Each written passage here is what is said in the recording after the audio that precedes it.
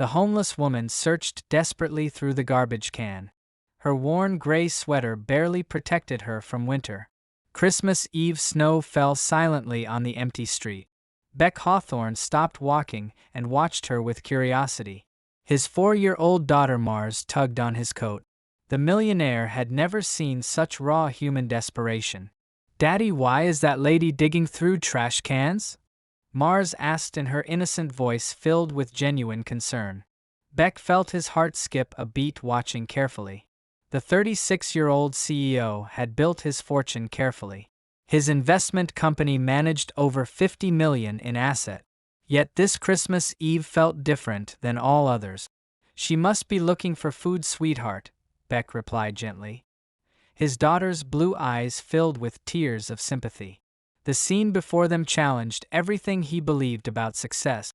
Lark Winslow had been homeless for nearly 8 long months. The 22-year-old former college student searched desperately. Her art degree felt worthless in this harsh reality. She found a half-eaten sandwich wrapped in paper. Her stomach growled loudly from 3 days without food. Pride had kept her from begging on street corners. Beck approached slowly with Mars holding his gloved hand tightly. "Excuse me, miss, are you looking for something specific?" His voice carried genuine concern, not condescending pity or judgment.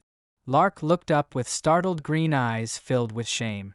Snow gathered on her unwashed blonde hair hanging loose. "I am just looking for anything edible, sir, please. My name is Beck and this is my daughter Mars. We were heading to dinner, would you join us?" The words surprised even him as they left his mouth. "I cannot afford restaurant food, sir, I have nothing," Lark whispered while clutching the soggy sandwich against her chest. Her voice trembled from cold and embarrassment mixed together. Mars stepped forward with her small hand extended toward Lark. "My daddy has lots of money he can buy. You look really hungry like my goldfish Bubbles gets." Beck smiled at his daughter's innocent comparison and gentle heart. "Please let us help you get something warm tonight. It is Christmas Eve after all and nobody should." "I used to teach art at the community center," Lark said, suddenly surprising herself by sharing personal information. "Before my parents died in the car accident, everything." The revelation hit Beck like a physical punch to stomach. This educated young woman had lost everything through tragedy. His privileged perspective shifted dramatically in that single moment. "What happened to your job at the center?" Beck asked while removing his expensive wool scarf carefully. He wrapped it gently around her trembling shoulders without permission.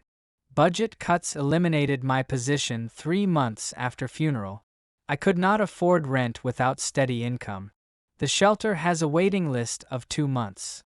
Mars looked up at her father with questioning eyes. "Daddy, can she come home with us for Christmas dinner?" Beck felt his chest tighten with unexpected emotion and pride. His daughter had inherited his late wife's compassionate heart. "Would you like that, Miss Lark? We have plenty." "I cannot impose on your family during the holidays," Lark protested weakly, but her stomach betrayed her resolve. The smell of nearby bakery made her feel dizzy. "Please, lady, my mommy is in heaven now, but Daddy makes really good turkey and mashed potatoes too." Mars extended her small mittened hand toward the stranger. Beck's throat constricted at the mention of his wife. Sarah had died 2 years ago from cancer. This would be their second Christmas without her presence. Lark saw the pain flash across his handsome features. "I am sorry for your loss, Mr. Beck. That your daughter is very kind, just like her mother." "How did you know about my wife?" Beck asked with genuine curiosity while studying her intelligent green eyes carefully. Something about her seemed familiar, but he could not place. The way she talks about heaven so naturally, and your expression when she mentioned her mother's cooking skills. Lark's voice carried wisdom beyond her 22 years. They walked slowly toward Beck's black Mercedes sedan together. The snow continued falling gently on the quiet street. Christmas lights twinkled in apartment windows, creating magical atmosphere. "I have not had a real Christmas dinner since my parents died 18 months ago in that accident." Lark's voice barely rose above a whisper now. Beck unlocked the car doors and helped Mars inside. Then tonight you will have one Miss Lark Winslow. My daughter would never forgive me if I let you spend Christmas Eve alone on the streets. As they drove toward his penthouse apartment uptown, Beck watched Lark's reflection in the rearview mirror occasionally. Her artistic eye noticed every architectural detail they passed. You have a beautiful home, Mr. Beck, Lark said, as they entered the warmly decorated living room. The Christmas tree sparkled with handmade ornaments and photos. Mars ran to her toy box, immediately pulling out her favorite coloring books and crayons for their guest.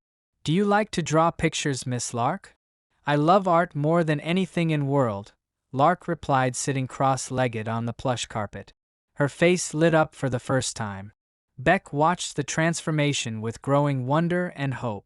That Christmas Eve dinner changed 3 lives forever completely.